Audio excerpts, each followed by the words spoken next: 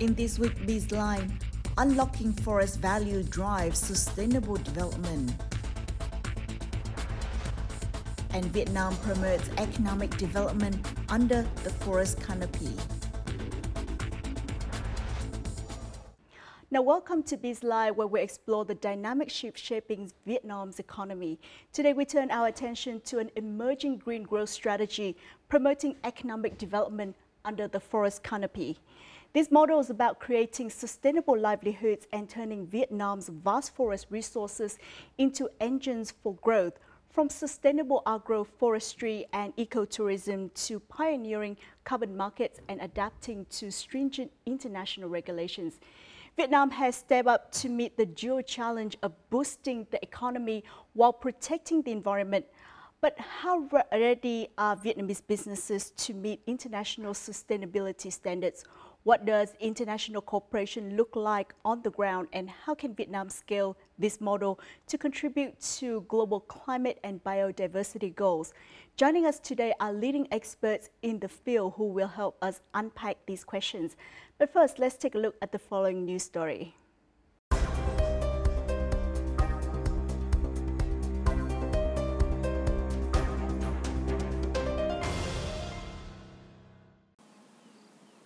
For years, Nam and members of his household have been entrusted with protecting an area of local forest. Thanks to Vietnam's Forest Environmental Service payment policy, his family receives annual financial support. But that's not all source of his income. By intercropping bamboo in the allocated forest area, the man makes an extra source of income. Tập trung vô là bảo vệ. Thứ hai nữa thì cũng trồng những cái chỗ nào mà không có cái cây là tự nhiên đó nè. Cây không có giá trị thì gia đình là trồng mẹt vào. Vừa giữ được rừng, vừa là đổ che phủ.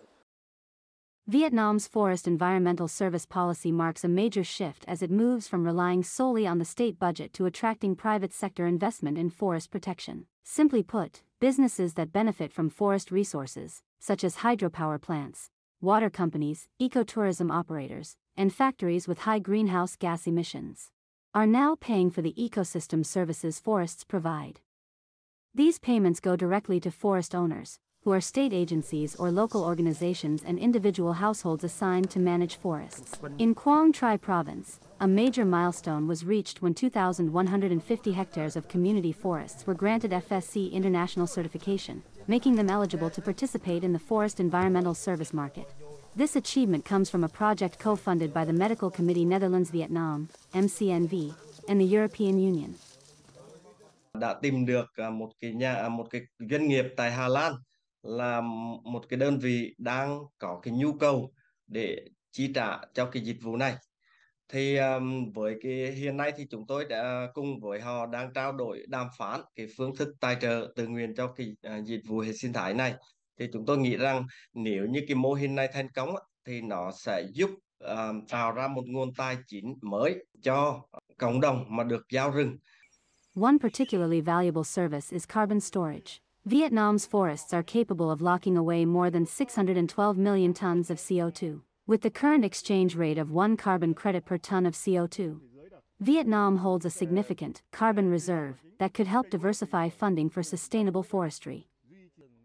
Không chỉ là Việt Nam có tiềm năng tham gia và hưởng lợi từ thị trường carbon rừng thông thường, mà có một cái tiềm năng rất là lớn trong việc hưởng lợi trong một cái phân khúc cao mà người ta gọi là thị trường carbon rừng giá trị cao, bởi vì vừa đáp ứng được những yếu tố về môi trường, vừa đa dạng sinh học và đem lại những cái nguồn lợi rất là lớn cho cộng đồng địa phương.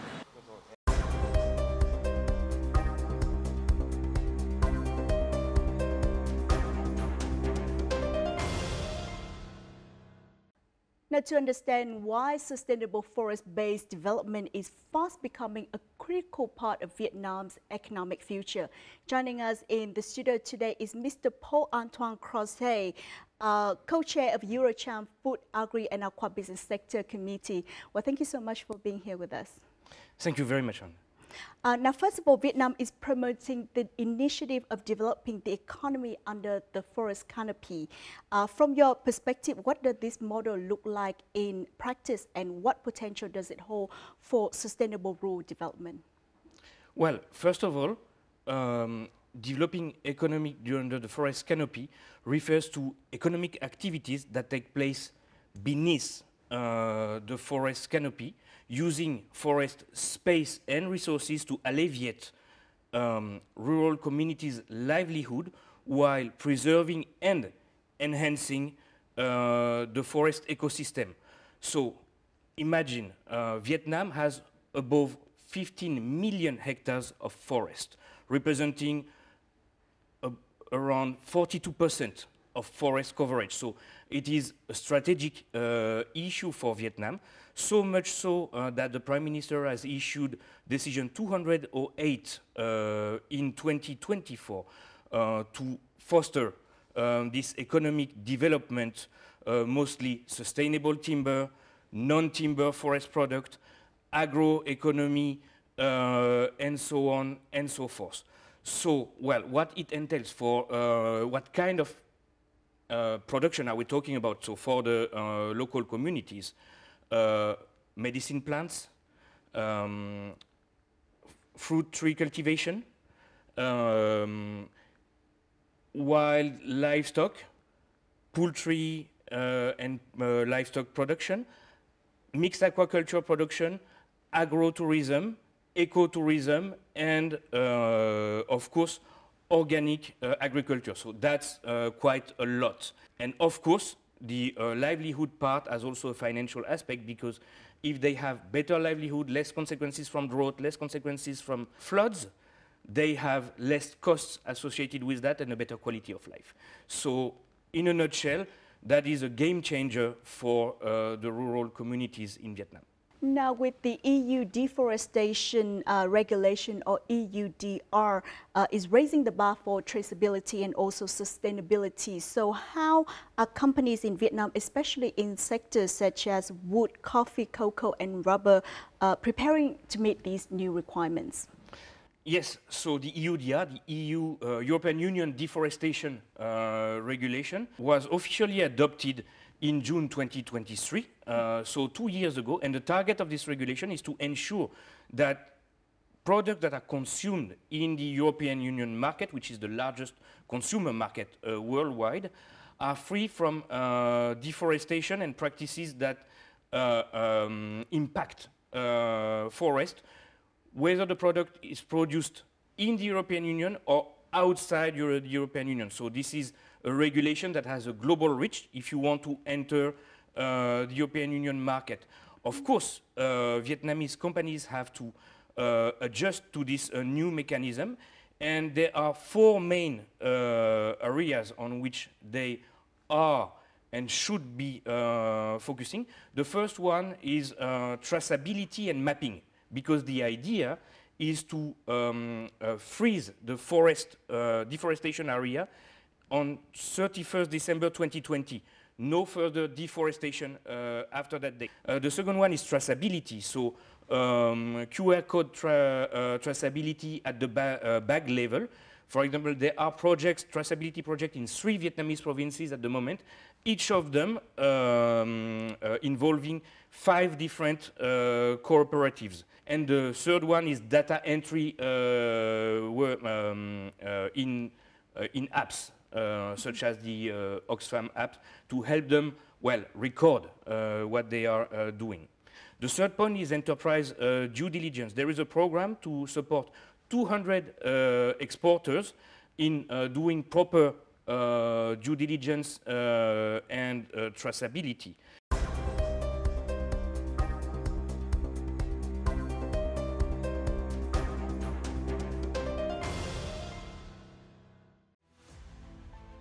Europe is currently Vietnam's largest coffee export market, accounting for 41% of total output.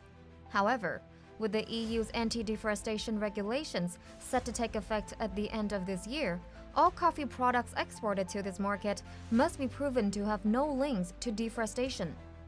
To support businesses, the Ministry of Agriculture and Environment, as well as the Ministry of Industry and Trade, have been actively providing guidance and organizing training programs to help industries adapt to the EU deforestation regulation. Vietnam's proactive efforts in this area are being recognized and appreciated by the international community.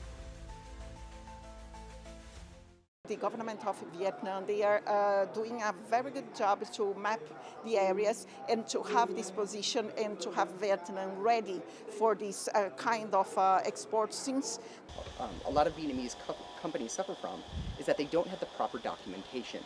Documentation means that they're recording the type of fertilizer they use, that they're recording the type of plant protection that they use. And there are kind of two different problems on this. The Ministry of Agriculture and Environment has piloted a coffee growing area data system in 3 districts of Đắk Lắk province and 1 district in Lâm Đồng. To date, 100% of the coffee cultivation areas in these localities have been fully updated to the National Growing Area and Forest Database System. This is a crucial step for the Vietnamese coffee industry to maintain exports to the EU under the new anti-deforestation regulations, while also creating a transparent, sustainable foundation for future development. Thách thức lớn nhất của Việt Nam khi mà cái sản xuất cà phê của Việt Nam ở cái quy mô rất là nhỏ. Do vậy là cái chi phí để mà chứng nhận những cái vùng trồng quy mô nông hộ như vậy là rất lớn.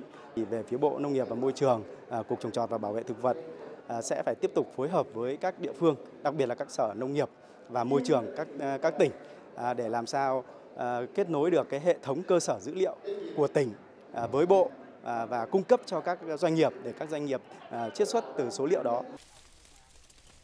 The Green Corridor model is part of the Sustainable Coffee Growing Agroforestry Initiative. Through this approach, farmers can earn steady year-round income while also protecting the environment.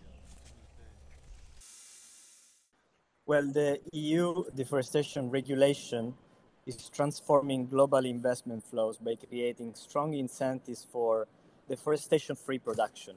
Countries like Vietnam, which are classified as low risk, stand to benefit significantly as capital shifts towards sustainable agriculture and forestry practices. Global experts believe that in the long term, the EUDR could become a universal standard for imported coffee in many countries. This means Vietnam's coffee industry must be proactive and ready to adapt. The recommended direction is to maintain a sustainable coffee cultivation area of around 640,000 to 660,000 hectares nationwide. At the same time, the proportion of deep processed coffee should reach about 20 to 25% of the total national output to reduce reliance on raw exports and avoid being passive when the market landscape shifts.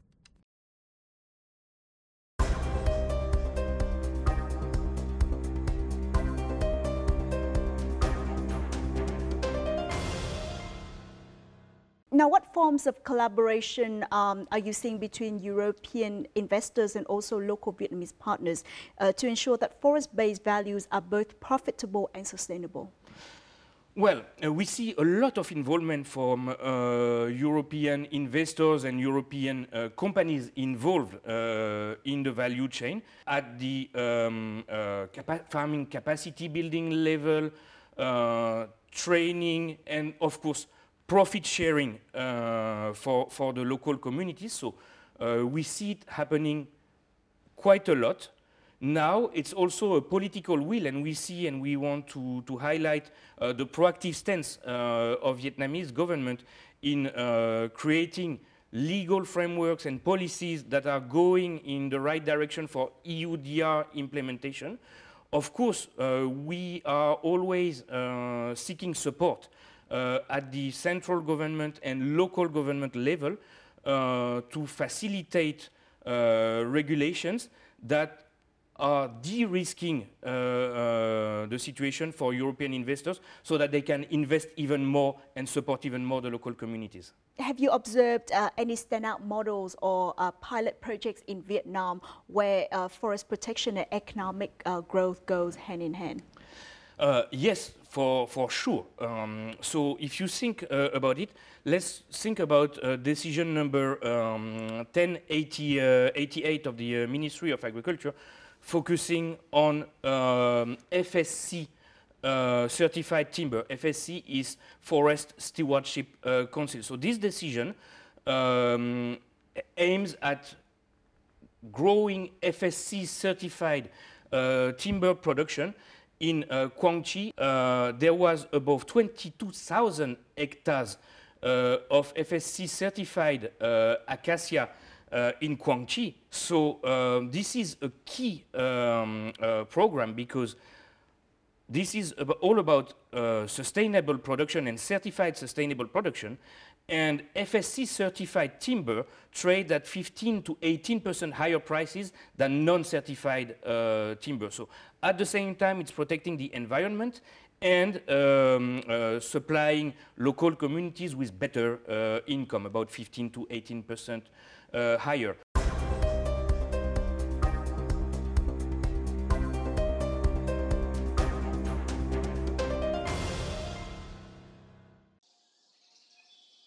Governments, businesses, and environmental organizations are stepping up efforts to protect forests.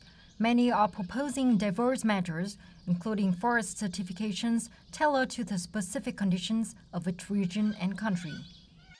FSC là cái chứng chỉ mà đảm bảo cho cái chuỗi được liên tục và cái sản phẩm được sản xuất ra sẽ đảm bảo là sản phẩm đấy đã sản xuất từ những nguyên liệu được đến từ những cái rừng được quản lý tốt theo tiêu chuẩn của FSC. Cái FSC là chứng chỉ rừng có tín nhiệm nhất trên thế giới và nó được gọi là tiêu chuẩn vàng cho các sản phẩm từ rừng. For more than a decade, this family in Lương Sơn Commune, Phú Thọ Province, has been contracted by the Hòa Bình Forestry Company to cultivate 5 hectares of eucalyptus. Following the company's guidance, the farmers have strictly adhered to FSC standards throughout nearly 2 full harvest cycles. Theo tiêu chuẩn FSC thì cán bộ công ty xuống trực tiếp với hộ dân chúng tôi thì sẽ hướng dẫn là như kiểu là không được đốt rừng tràn lan mà là sẽ thu gom lại đốt cục bộ. Những cái khe bờ thì mình sẽ phải để lại để giữ nguồn nước nó sẽ tốt hơn và là có để cho những cái thú nhỏ có nơi cư trú. Khoảng cách từ khe bờ lên tầm khoảng độ 15-20 mét. Ví dụ như tôi đang trồng bạch đàn thì nếu mà làm tốt đến bây giờ thì bán tầm khoảng độ 80 đến 100 triệu một hecta mà mình chỉ nộp cho công ty đến khoảng độ 45 triệu đến 48 triệu là mình sẽ được một nửa, hơn một nửa. Và là rất tốt, một chu kỳ 7 năm như thế đối với người dân như thế là quá tốt rồi. In fact, sustainable forest management and carbon credit programs have opened up major opportunities for the forestry industry to grow sustainably, from management, protection, and regeneration to the exploitation and processing of forest products. Many provinces have encouraged households and cooperatives to plant forests for forestry companies, creating shared benefits for both growers and buyers while helping protect the environment. Đối với chứng chỉ rừng thì cái việc quản lý rừng nó sẽ được nâng cao hơn.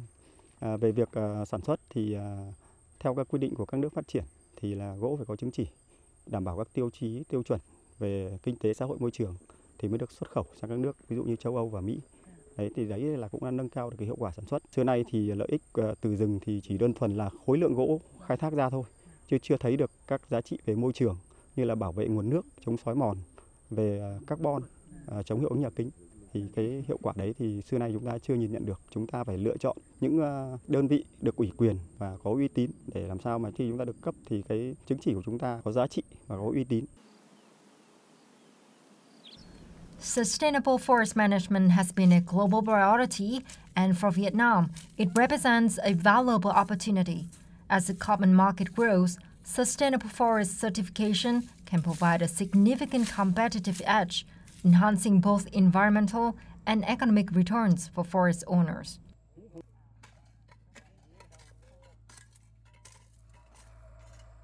In Vietnam, with over $500 million in green bonds and transition finance, Vietnam has already mobilized.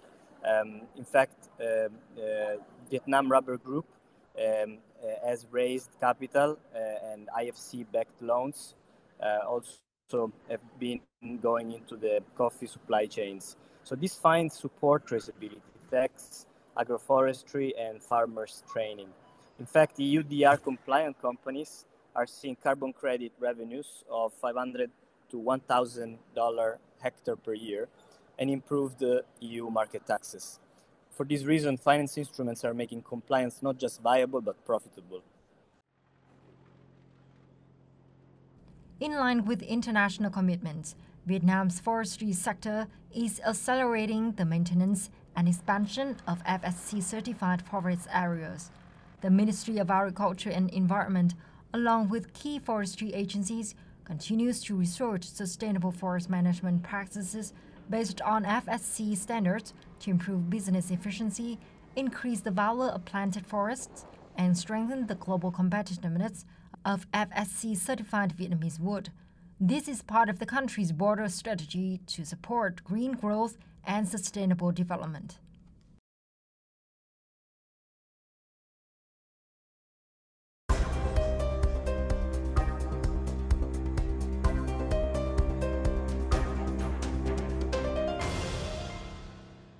What kind of support in terms of policy or financials do business and cooperatives need from the Vietnamese government and also from international donors to successfully implement sustainable forest-based economic models?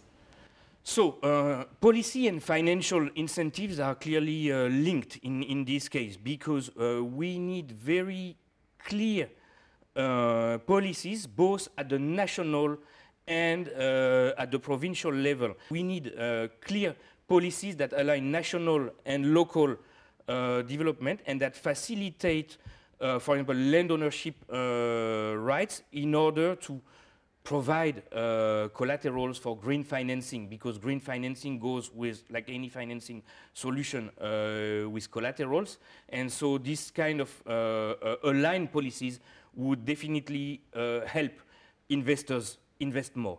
From your experience, how can Eurocharm help bridge the gap between Vietnamese producers and European markets, especially under the lens of EUDR and rising consumer demand in terms of sustainability requirements? So, well, Eurocharm is a bridge between Vietnam and Europe, and the first thing that we can do to help is organize events in order to create this collaboration, facilitate this collaboration. And one good example is the Green Economic Forum and Exhibition that takes place biannually, and the Green Economic Forum that takes place biannually also in Vietnam, where top-level business leaders from the European Union and from Vietnam and businesses, both local and international, meet together to discuss on these green developments, forest being a big part of that. So we organize workshops,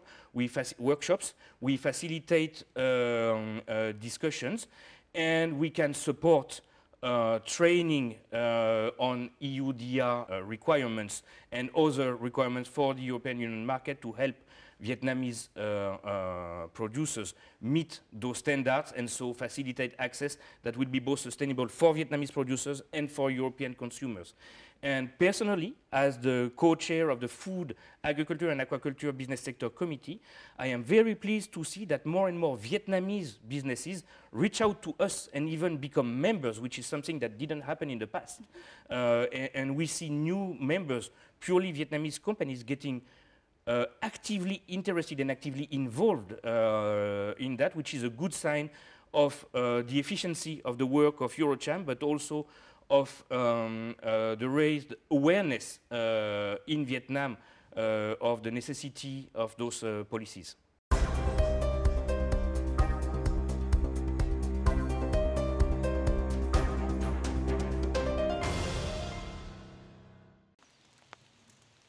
This more than 10-year Jinseng Garden spans 50 hectares of protected forest in Da Nang City.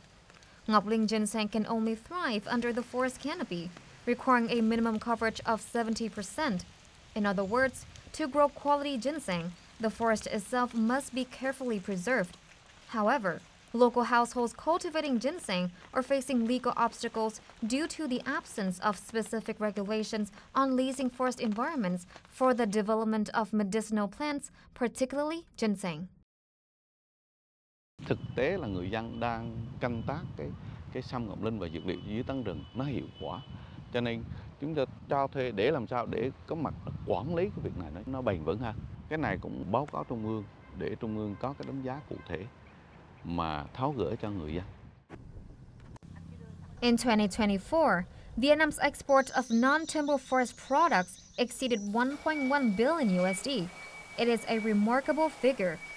However, to further unlock the potential of these products, international organizations have identified several challenges Vietnam must address moving forward. In the new Vietnam strategy for the development of forestry, 2021-2030, with a vision to 2050. And you'll see that also in the new national strategy for sustainable agriculture and rural development, 2021-2030, with a vision to 2050.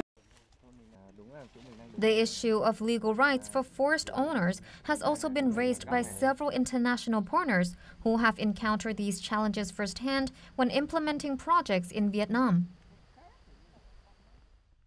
Những cái chính sách mới trên thế giới, ví dụ như là thị trường carbon, về những cái cam kết mới, những cái thị trường mới đang được hình thành, thì Việt Nam cần có rất nhiều những cái thay đổi trong chính sách để bắt kịp với những cái xu thế phát triển của thị trường, thực hiện những cái cam kết đối với quốc tế và có đủ những cái năng lực để có thể đàm phán hoặc là thương thảo trên những cái diễn đàn quốc tế, đặc biệt là trong lĩnh vực carbon rừng. The greatest impact that we can see is that it helped bridge the gaps between the financing needs from the enterprise or from the business, the projects that they need to start investing in the sustainable or green projects that can help them with the lower rates or longer tenures or better rates, fixed rates, for example. But it also, makes more sense when we can count on the carbon markets, because it can also bring in new or revenue streams that can definitely incentivize Vietnamese Vietnamese as a whole country, but also Vietnamese business to start joining the supply chains globally. Vietnam has set ambitious goals to develop the forestry sector into a modern, efficient, and globally competitive economic pillar. By 2025, the country aims for wood and non-wood forest product exports to reach around 20 billion USD. Effectively leveraging the sustainable values of forest will not only become a critical source of financing for forest protection and development, but will also contribute significantly to achieving Vietnam's green growth targets.